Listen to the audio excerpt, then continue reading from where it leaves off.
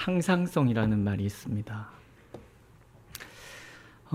자연이나 인간의 마음이나 어떤 균형을 유지하려고 하는 그런 특성, 성질, 그것을 항상성이라 그러죠. 몸의 균형을 잃으면 우리가 질병이 찾아오잖아요. 그럴 때 그 약은 물론 질병 그 자체를 치료하기도 하지만 몸의 균형을 잡아줘서 그 내 안에 들어온 질병을 이겨낼 수 있도록 도와주죠. 제가 전에 다니던 교회에 그 한의사 장로님이 계셨는데 그분은 항상 그 항상성에 대한 얘기를 해요. 체질 치료를 한다는 것 자체가 사실은 몸의 균형, 깨진 균형을 잡아주는 거다. 그런 얘기를 많이 합니다. 우리가 자연계를 들어봐도 항상 그런 일이 있지요. 어떤 그 데미지가 있으면 항상 그것에 의해서 깨진 균형을 잡으려고 하는 그런 일들이 또 일어나기도 하고 그렇습니다. 마음도 그렇습니다. 사람들은 항상 마음에 그 평정을 유지하고 싶어 합니다. 그래서 평정을 유지해야 된다, 냉정해야 된다, 이런 얘기를 많이 듣죠. 그래서 경기를 잘하는 그 선수들을 보면 늘 어떤 평상심을 잃지 않는 그런 사람들이 경기를 잘하기도 하고 그러죠. 사람은 늘 평안을 원하거든요. 그런데 그 평안은 내 어떤 욕구가 이루어질 때 완성이 됩니다. 하지만 우리의 현실 자체가 내 마음의 욕구와 항상 일치하는 것은 아닙니다. 그래서 욕구와 현실의 차이가 생길 때 우리의 마음의 평정이 깨집니다. 그것을 우리는 불안하다, 두렵다 이렇게 표현을 하지요. 위협을 느끼기 때문에 그래요. 특별히 이 두려움은요, 현실에 직면하려 하지 않는 마음을 이야기를 합니다. 회피하는 거, 이 또한 두려움의 일종인데 내 자신의 미성숙함의 표현입니다. 두려움은 나의 감정을 억압을 하려고 그래요. 그리고 현실을 회피하려고 듭니다. 그래서 내 마음이 정말 원하는 것을 하지 아니하고 그 욕구를 억누르고 그저 이 상황을 어떻게 하면 잘 평정을 유지할 것인가에 자꾸 목을 매게 된다라는 거예요. 현실을 이해하고 받아들여야 참된 평강에 이르는데 우리는 본성 자체가 문제를 해결하기에 있는 것보다는 당장의 평안을 유지하려고 하는 그런 강한 욕구에 사로잡혀 있다라는 거예요. 그래서 어떤 내 감정의 욕구를 억압하고 하거나 또 현실을 회피하려고 들면 문제가 더 복잡하게 되지요. 오늘 제자들의 모습이 그렇습니다. 예수님의 두 번째 순환 교훈이 있습니다. 마가복음은 크게 1장에서부터 8장 26절까지 여기를 일부라고 얘기를 하고요. 또 27절, 8장 27절부터 10장 마지막까지가 제자도에 대한 이야기가 나옵니다. 그 다음에 이제 11장부터 예수님의 순환, 그리고 영광, 또 재림에 대한 가르침, 이런 것들이 이제 계속 진행이 되죠.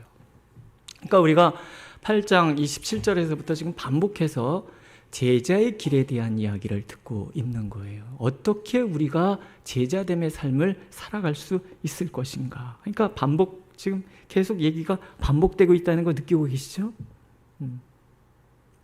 두 번째 이야기, 예수님의 순환 두 번째 이야기를 예수님이 하시는 거예요. 인자가 사람의 손에 넘겨져 죽임을 당하고 죽은 지 3일 만에 살아나리라. 근데 이렇게 말씀을 하셨는데 오늘 본문에 보면 제자들이 잠잠하였다 그래요.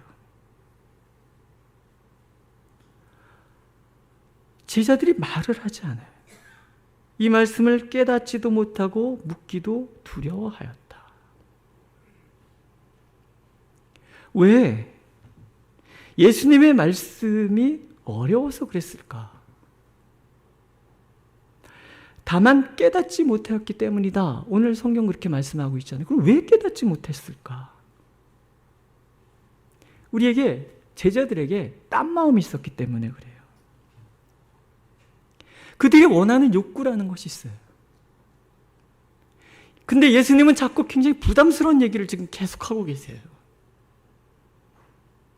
이 부담스러운 예수님의 얘기를 내가 직면하자니 내 욕구가 깨진단 말이죠. 내 욕구와 현실 사이에 지금 괴리가 있는 거예요. 그러니까 지금 제자들은 회피하는 거예요. 말 안 하는 거예요. 묻지도 않고 알려고도 하지 않는 거예요. 두렵기 때문에 그래요.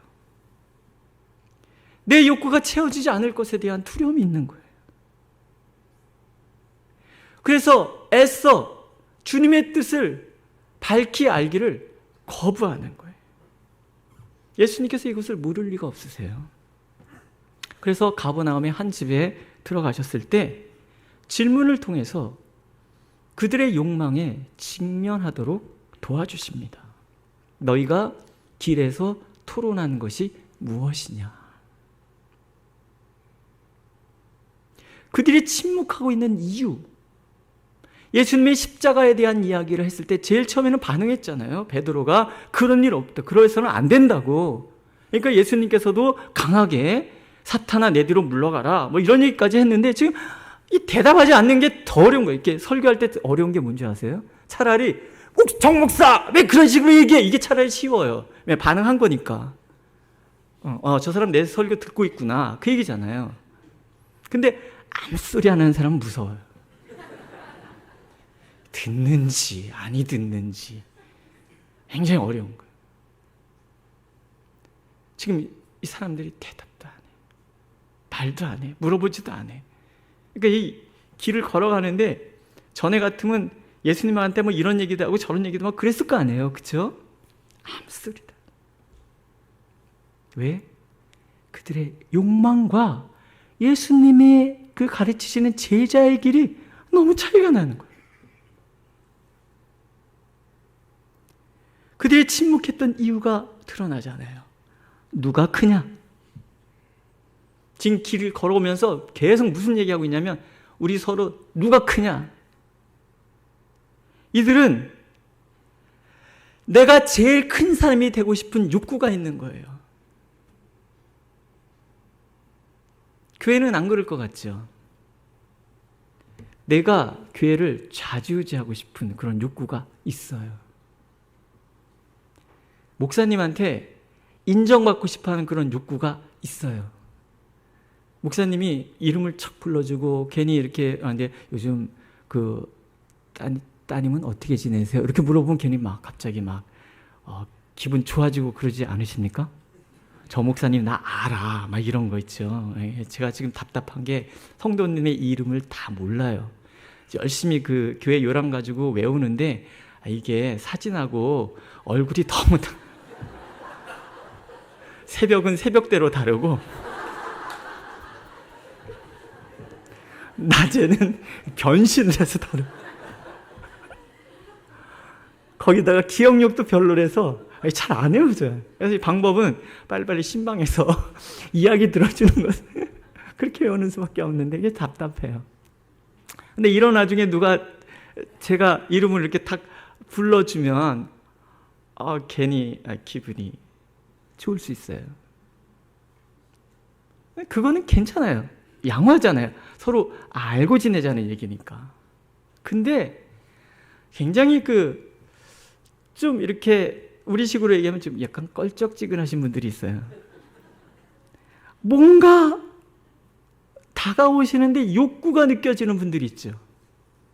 내가 이 교회에서 제일 인정받고 싶다. 그래서 이 교회에 어떻게 한번 내가 해보고 싶다. 그럼 교회가 이제 문제가 심각해지는 거잖아요. 그런 마음 다 있어요.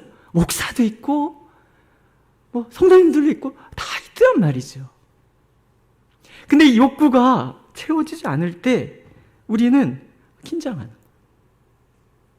지금 제자들의 오매불망 기다리는 게 뭐예요? 나 한 자리 차지하는 거잖아요. 예수님은 그들이 보기에도 오매불망 이스라엘이 기다리던 그런 메시아임이 분명해요. 예수님이 메시아로 오셨다 그러면 왕국이 이루어질 텐데 그때 나는 개국공신이잖아요. 당연히 내가 큰 권세를 누리고 싶은 거예요. 그래서 지금 누가 크냐 이 얘기는 뭐예요? 누가 공이 제일 많으냐 이 얘기를 하고 있는 거예요. 그러니까 서로 지금 그 얘기만 하고 오는 거예요. 예수님은 지금 심각하게 십자가를 향해서 걸어가고 있는데 이들은 이런 생각만 하고 있는 거예요. 시간만 나면 싸우는 거예요. 그런 욕망에 사로잡혀 있으니 예수님의 말씀이 귀에 들어올까요? 안 들어올까요? 안 들어오는 거예요. 예수님이 말씀하시는 십자가의 길, 모든 것을 다 내려놓는 자기 부인의 삶, 기꺼이 고난과 죽음에 직면하고 마침내 부활에 이르러야 된다는 이런 예수님의 가르침이 하나도 귀에 안 들어오는 거예요. 아니, 받아들일 수가 없는 거죠. 그러니까 이 꽉 다물고 가만히 있는 거예요. 왜? 두려운 거거든요. 두려움은 내 욕구가 거부당할 때 생기거든요. 내 욕망을 내려놓기가 어렵다는 것은 내가 그것이 옳다라고 생각하기 때문에 그래요. 내가 옳다라고 생각하는 것이 거부당할까 봐 회피하는 거예요. 의미를 딱 살피려 들지 않는 거죠. 여기에 이제 문제가 발생을 해요.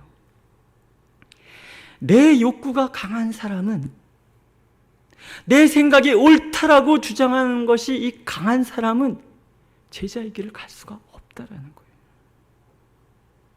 내가 옳다라고 생각하면 생각할수록 하나님의 뜻을 알고 싶어 하지 않고요. 심지어 하나님도 틀렸다고 하나님을 설득하려 든단 말이죠. 그러나 문제가 발생을 해요. 내 고집이 세면 셀수록, 내가 옳다라고 말하면 말할수록 내 마음의 평강은 자꾸 깨져가고 내 안에는 염려와 두려움만 쌓이게 된다라는 거예요. 그렇기 때문에 예수님께서 너희가 길에서 서로 토론한 것이 무엇이냐? 이렇게 질문하시는 것은 책망이 아니더라는 거예요. 사랑의 표현이에요. 왜 두려워하는지, 뭘 염려하는지, 뭘 회피하고 있는지 정확하게 그 의미를 알고, 그래서 내 마음의 갈등을 직면함으로 참된 평강에 이르도록 도와주시는 모습이라는 거예요. 내 욕구를 내려놓는다는 것. 제자의 길을 간다는 것은 두려움의 길이 아니라는 거예요. 내 존재가 사라지는 것도 아니라는 거예요. 진정 평강에 이르는 길이며, 진정으로 행복해지는 길이며, 진정 세상 가운데 승리자로 하나님이 인정하시는 큰 자로 우뚝 서는 길임을 예수님은 가르쳐주고 싶으신 거예요. 결국 뭐예요? 믿음의 문제예요. 그럼 어떻게 나의 욕구를 내려놓고 이 평강의 길, 그 길을 갈 수 있는가 하는 거죠. 예수는 그 첫 번째 방법을 순종에서 찾으십니다.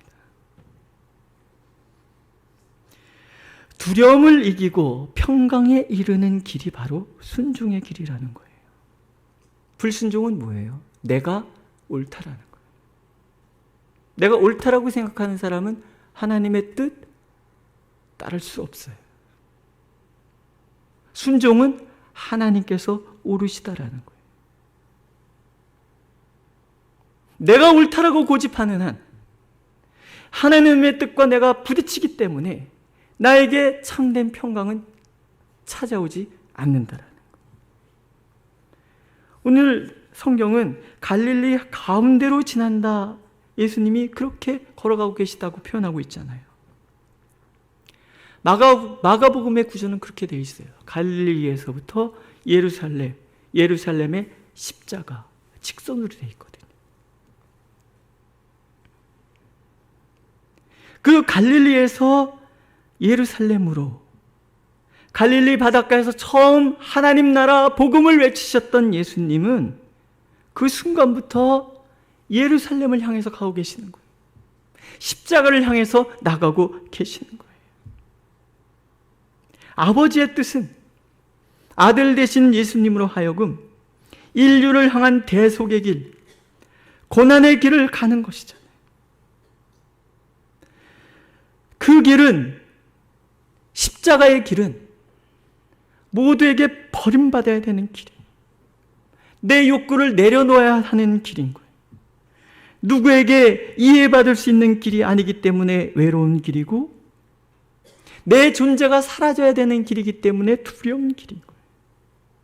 죄악의 모든 짐을 짊어져야 하는 길이기 때문에 무거운 길이고요. 인간적인 입장에서 가고 싶지 않은 길, 회피하고 싶은 길, 두려움의 길이라는 거예요. 예수님이 감난산에서 기도하시잖아요. 아버지, 할 수만 있거든 이 잔을 내게서 옮겨 주시옵소서. 굉장히 솔직한 표현인 거예요. 주님의 욕구도 있는 거예요. 십자가의 길을 피하고 싶어요. 예수님이 하나님의 아들이시기 때문에 십자가의 길이 쉬웠을 것이다, 아니라는 거예요. 육신으로 계실 때 예수님은 우리와 똑같은 연약함에 노출되어 계셨기 때문에 이런 기도를 할 수 있는 거예요. 얼마나 두렵고 힘들었으면 땀이 핏방울같이 떨어졌을까. 해보셨어요? 땀이 진액을 쏟는 그런 기도 해보셨어요? 얼마나 힘이 드셨을까? 얼마나 자기의 욕구와의 싸움이 힘들었으면 땀방울이 핏방울같이 쏟아졌을까? 우린 짐작할 수 있는 거예요. 그러니까 예수님은 거기서 멈추지 않으셨잖아요. 그러나 내 뜻대로 마옵시고 아버지 뜻대로 하옵소서. 아마 신앙생활을 오래 하신 분들이 이 고백이 얼마나 어려운 고백인지 아실 거예요. 내 뜻대로 마옵시고. 이 말이 뭐예요? 나의 욕구를 다 내려놓는다는 뜻이잖아요. 내 존재가 사라진다는 얘기잖아요. 나는 아무것도 아니고 아무런 대접을 받지 않아도 된다는 그런 얘기잖아요. 쉽습니까? 저도요, 설교 잘하는 목사라고 그런 소리 듣고 싶어 하거든요. 예배 마치고 이렇게 탁 성도님들이 오늘 은혜 많이 받았어요, 이 얘기 들으면 괜히 막 마음이 우쭐해지거든요. 근데 쌩 까고 지나가. 그럼 괜히 막 일주일 동안 불안한 거야. 나 말씀 잘못 전했나? 이게 뭐예요? 내 존재가 사라지는 것에 대한 두려움이 제 안에는 많더라는 거죠. 어려운 고백인 거예요. 내 뜻대로 마옵시고 아버지의 뜻대로 하옵소서. 왜? 믿음이에요. 무슨 믿음? 아버지께서 오르시다라는 믿음이에요. 하나님께서 오르시다라고 우리가 인정할 때, 믿을 때 우리는 기꺼이 나를 내려놓을 수 있는 거예요. 하나님의 뜻을 따르는 길은 인간적인 매력 때문에 가는 길이 아니라는 거예요. 누가 나를 알아주기 때문에 가는 것도 아니고 나에게 어떤 큰 유익이 있기 때문에 가는 것도 아니라는 거예요. 외로움이 가득하고 고난까지 있고 욕을 먹을 수도 있어요. 그렇지만 그럼에도 불구하고 가야 되는 길이. 왜? 하나님이 오르시니까. 하나님은 선하시니까. 하나님은 나를 사랑하시니까. 그 길만이 내 마음의 평강을 이룰 수 있는 길이라는 것을 알기 때문에. 제일 중요한 게 뭐예요? 그렇게 하나님 앞에 하나님이 옳다라고 인정하고 갈 때 그 걸음걸음마다 하나님이 함께 하시는 거예요. 능력과 사랑과 지혜로 붙들어 주시는 거예요. 그래서 우리는 늘 내 마음의 욕구가 무엇인지, 내 이 말의 의미가 무엇인지, 내 감정의 의미가 무엇인지를 살펴야 돼. 이게 어디서 오는 것인지, 하나님으로부터 오는 것인지 아니면 내 욕구에서부터 오는 것인지, 하나님을 향한 것인지 나를 위한 것인지, 나의 믿음을 성장시키는 것인지 아니면 퇴보시키는 것인지, 내 뜻인지 하나님의 뜻인지 구별해야 되는 거예요. 그래야 우리는 하나님의 뜻이 옳다고 인정하게 되고 나를 부인하는 길을 가게 된다라는 거예요. 하나님께서는 제자의 길은 순종의 길이라고 말씀하고 계십니다. 참 평강에 이를 수 있는 길은 순종 위에는 없다고 말씀하고 계십니다. 하나님이 원하시는 길은 내가 가고 싶은 길을 가는 것이 아니라 하나님께서 원하시는 길을 가야 하는 것이고, 내가 살고 싶은 대로 사는 것이 아니라 하나님께서 원하시고 바라시는 대로 살아야 되는 길이라는 거예요. 그렇게 내가 죽으면, 그렇게 내가 나를 버릴 수 있을 때 하나님은 그 길 끝에서 평강과 영광과 은혜로 나를 맞이하실 거라는 거예요. 믿으십니까? 하나님은 그렇게 우리가 순종하는 삶을 살기를 원하십니다. 하나님께서 옳고도 옳다라고, 내가 사라지는 것이 내가 사라지는 것이 아니라 내가 하나님 안에서 더 큰 영광으로 살아나는 길이라는 것을 하나님은 우리가 알기를 원하십니다. 두 번째는 섬김이에요. 제자의 길이란, 진정한 평강에 이르는 길이란 섬김의 길이라는 거예요. 세상은 으뜸이 되라 하잖아요. 첫째가 되어야지 끄트머리에 앉아서는 안 된다고 말하잖아요. 다른 사람보다 나는 앞서야 하고, 다른 사람들 위에 서서 다른 사람들이 나를 섬기도록 만들어야 돼. 그것이 세상이 말하는 성공의 길이고 인간의 본능적인 욕구가 추구하는 길이라는 거예요. 그래서 이 세상은 끊임없이 우리를 경쟁으로 몰아넣는단 말이죠. 그러나 예수님은 다르게 얘기하시는 거예요. 누구든지 첫째가 되고자 하면 무사람의 끝이 되며 무사람을 섬기는 자가 되어야 하리라. 무슨 뜻일까요? 두 가지로 볼 수 있는 거예요. 첫째는 제자의 길은 대접받는 길이 아니고 대접하는 길이라는 거예요. 높아지는 길이 아니고 낮아지는 길이라는 거예요. 누가 나를 알아주는 길이 아니고 존재도 없이 사라져야 되는 길이라는 거예요. 섬김을 받는 것이 아니고 섬기는 길, 첫째가 되는 것이 아니라 끝이 되어야 하는 길. 예수님은 천국의 청소부라는 글을 읽은 적이 있어요. 천국 가서 예수님을 찾으려면 가장 허름한 작업복을 입고 가장 지저분한 곳에서 청소하는 분이심을 찾으면 된다는 거예요. 어떤 집에서 하녀로 일을 하는 분이 있었어요. 그 주인은 어느 교회 장로셨어요.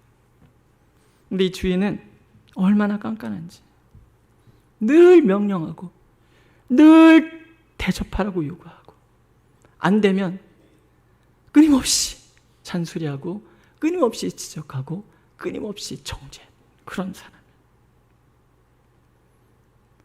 주일날만 되면 옷 말쑥하게 차려입고 교회 가자 그래요. 주인이 가자니까 안 가면은 일주일 내내 잔소리 들으니까 따라는 가는데 도무지 복음을 받아들일 수가 없었어요. 왜냐하면 목사님이 설교하시는데 천국은 섬기는 곳이라고 말씀하셨기 때문에. 지금도 힘들어 죽겠는데 천국 가서도 저 인간 섬겨야 된다고 생각하니까 도무지 천국이 가고 싶지가 않은 거예요. 그런 어느 날 하녀가 꿈을 꿨대요. 꿈에 예수님이 찾아오신 거예요. 예수님 뭐라고 그러시냐면, 예수님이 허름한 옷을 입고 찾아오셔서 천국을 청소하고 계신 거예요. 이 하녀를 보더니 오셔서 발을 닦아주시더라는 거예요. 그래서 예수님 이렇게 말씀하셨대요.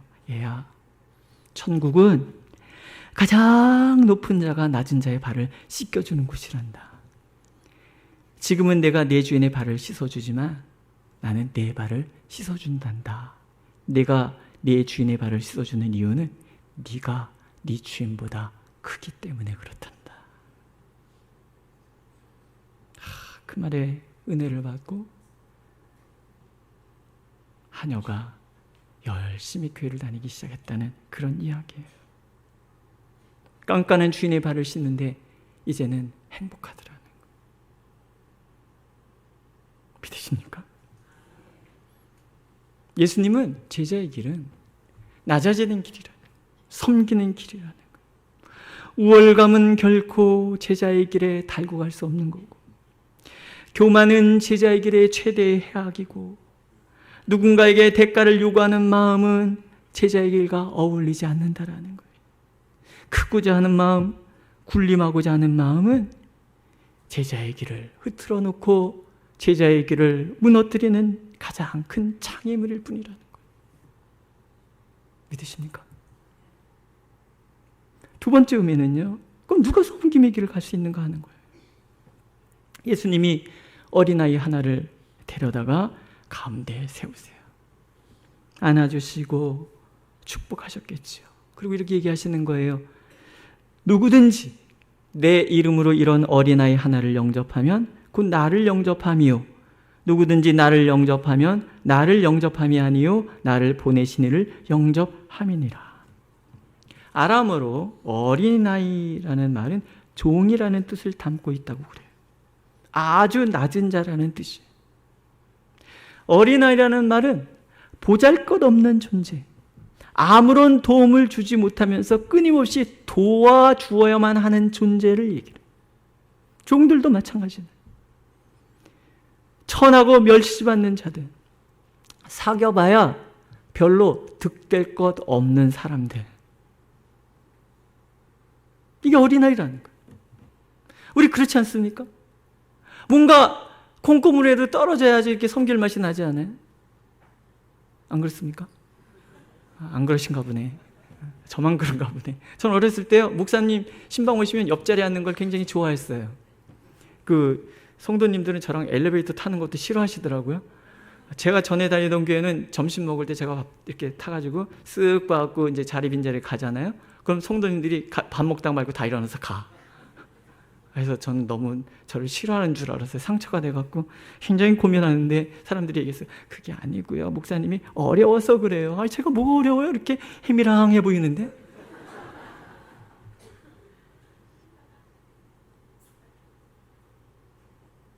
저 뒤에 자매가 막 그렇지 그렇지 이런다.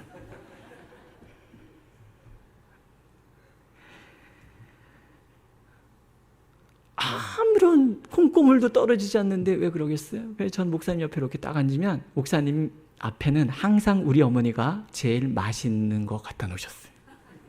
특히 이게 딸기가 귀할 때 딸기는 꼭 목사님 앞자리에 있더라고요. 그럼 제가 가서 이렇게 앉았고 약간 불쌍한 눈빛으로 목사님이 먹어. 그럼 이제 안 먹고 가만히 있어. 먹어 그런다고 덥석 먹으면 우리 어머니한테 혼나거든요. 가만히 있어. 그러면 목사님께 찍어서 탁 저고 우리 어머니를 탁 한번 보고 목사님 주셨으니까 그냥 먹는 거예요. 뭔가 이렇게 옆에 가면 딸기라도 하나 얻어 먹을 수 있는 사람이 좋은 거예요. 근데 옆에만 가면 딸기라도 하나 줘야만 되는 사람은 귀찮은 거죠. 그게 우리의 본능이라는 거예요.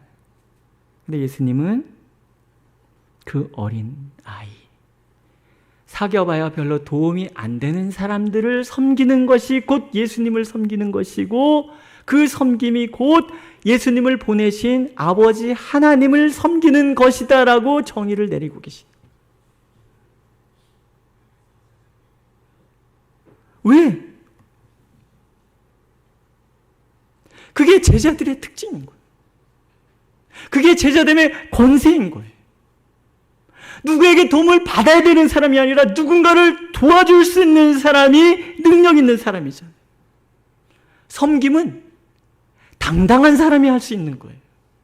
가진 사람이 할 수 있는 거예요. 믿으십니까? 힘이 없어서 섬긴다는 것은 그건 섬김이라 그러지 않아요. 그건 굴종이라고 얘기를 해요. 섬김은 강한 사람. 그 사람은 자신의 욕구를 내려놓고 주님의 마음을, 주님의 사랑을 품은 사람이 강한 사람인 거예요. 바울 사도의 고백을 보세요.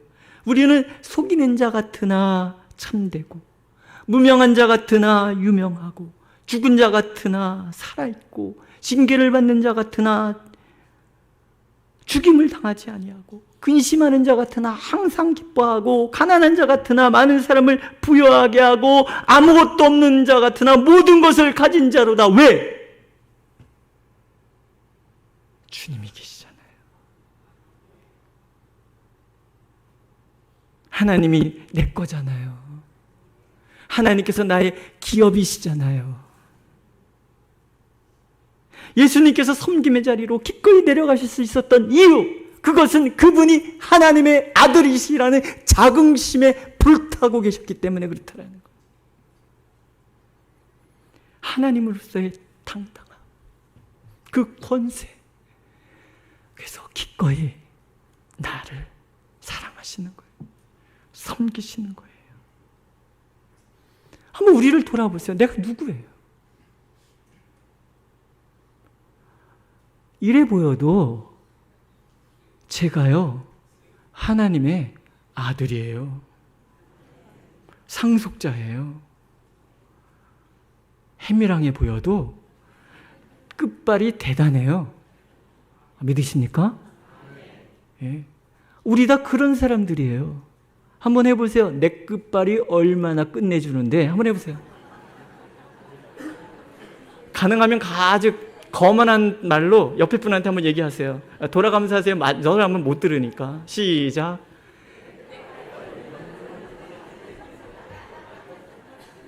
장님 아셨어요? 제가 얼마나 때 끝발이 대단한. 우리요, 끝발 대단한 사람들이에요. 이게 당당함인 거예요. 내가 하나님의 모든 것을 상속하는 상속자잖아요. 그 당당함이 나를 섬김의 자리로 나갈 수 있게 만든다라는 거예요. 주님의 그 놀라우신 은혜를 경험한 자만이 기꺼이 낮은 자리로 내려갈 수 있다라는 거예요. 주님의 그 크신 은혜를 경험한 사람만이 다 내주고도 모든 것을 소유한 그 당당함을 잃지 않게 된다라는 거예요. 그게 복음인 거예요. 교회를 보세요. 교회는 이 세상의 대리자잖아요. 하나님과 세상 사이에 서서 하나님의 뜻을 전하는 사명뿐만이 아니라 하나님 앞에서 이 세상의 죄를 끌어안고 중보하며 기도하는 것이 교회인 거예요. 하나님의 상속자로서, 하나님의 권세를 이은 자로서 이 세상에 서 있는 곳이 교회라는 거예요. 세상이 교회를 핍박하는 것 같아 보이죠? 아니에요. 사실은 교회가 세상을 다스리고 있는 거예요. 그러므로 교회는요, 섬김의 자리로 내려가야 되는 거예요. 연약한 자들의 편에 서서 그들의 아픔을 가슴에 품고 그들의 대변인이 되어서 그들을 섬겨야 되는 거예요. 교회는 세상의 권력을 쟁취하려 들면 안 돼요. 하나님의 뜻이 또 예수님의 마음이 그러시기 때문에 그래요. 그러므로 섬김과 희생은 교회의 사명이고 존재의 이유이고 교회가 잊지 말아야 할 당당함이라는 거예요. 역사를 한번 보세요. 교회가 기득권자들의 대변인이 될 때 교회는 세상 속에 군림하고 화려함에 빠질 수 있었지만 세상의 마음을 얻지는 못했어요. 도리어 어느 시대에서나 비난받았고 복음의 문은 막혀버렸다. 반대로 교회가 섬김과 희생으로 나갈 때 낮은 자리에서 세상을 섬길 때 어느 시대나 교회는 칭송받았고 또 부흥했다라는 거예요. 교회가 세상의 욕망을 추구한다는 것은 비굴함이에요. 그 당당함을 포기한다는 것은 연약함. 하나님의 모든 것을 상속받은 사람들이 뭐가 아쉬워서 비굴해지냔 말이죠. 세상의 욕망을 추구하냔 말이죠. 하나님께서는 세상에 영향력을 끼치는 교회의 힘은 당당함에서 나온다고 하시는 거예요. 하나님께서 함께 하신다는 믿음에서 나온다라는 거예요. 그 무엇도 교회를 무너뜨릴 수 없고 그 무엇도 교회의 권세를 빼앗을 수 없다는 그 믿음에서 오는 당당함. 오늘 교회가 얼마나 많아요. 하지만 하나님께서 자신의 교회는 따로 있는 거예요. 하나님이 주신 권세, 그 당당함을 잃지 않는 교회. 그 당당함 때문에 기꺼이 기득권을 내려놓고 섬김의 자리로 나가는 교회. 아무 대가 없는 사람들을 오히려 사랑하고 위로하고 일으켜 세우는 교회. 그게 하나님이 찾으시는 교회라는 것이고, 우리 교회가 그런 교회가 되기를 하나님 원하시는 거예요. 이게 개개인의 성도들의 실천 덕목이라는 거예요. 왜? 교회라는 것은요, 건물이 아니에요. 예수 그리스도를 구주로 고백하는 사람들의 모임이 교회인 거예요. 그러니까 내가 교회인 거예요. 나 한 사람 한 사람이 예수 그리스도를 나의 주로 고백했다면 내가 교회인 거예요. 그러니 내가 실천해야 될 덕목이 바로 섬김과 희생의 삶이에요. 왜? 나는 하나님의 자녀니까.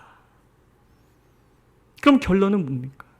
믿음의 문제라는 거예요. 어떤 목사님이 믿음의 반대말은 불신이 아니라 두려움이라고 얘기를 한 걸 읽었어요.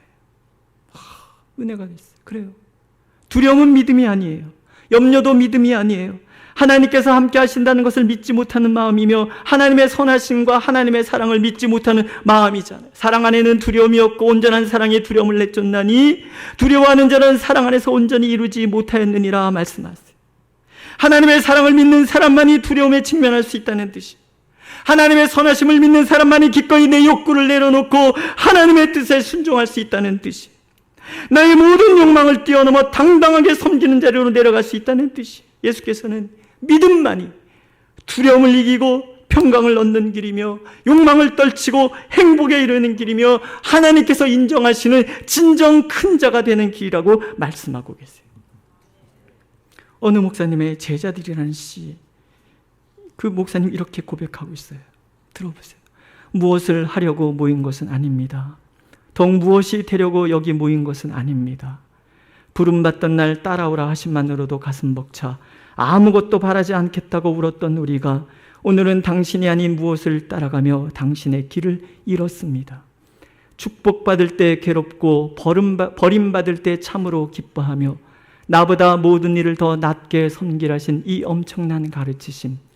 그러나 우리는 우월감으로 썩어지고 자만심으로 더러워져 당신의 배움을 잃었습니다. 받기 위해서가 아니라 주기 위해서, 살기 위해서가 아니라 죽기 위해서, 드러나기 위해서가 아니라 묻히기 위해서 출발한 우리가 반대 방향으로 가고 있으니 아무것도 아니면서 무엇이 되어 오늘은 당신의 죽음을 잃었습니다. 이러함으로 주여 무엇을 하려고 모인 것은 아닙니다. 더욱 무엇이 되려고 여기 모인 것은 아닙니다. 다만 처음처럼 따르게만 하소서, 배우게만 하소서, 온전히 죽게만 하소서. 오늘도 하나님 우리에게 질문하십니다. 나는 지금 제자의 길을 가고 있는가? 아니면 욕망의 길을 가고 있는가? 믿음의 길을 가고 있는가? 아니면 두려움의 길을 가고 있는가? 나의 존재를 드러내기 위한 길을 가고 있는가? 아니면 나를 부인하는 길을 가고 있는가? 오늘도 하나님은 진정 우리가 평강을 얻기를 원하고 계십니다. 기도하겠습니다.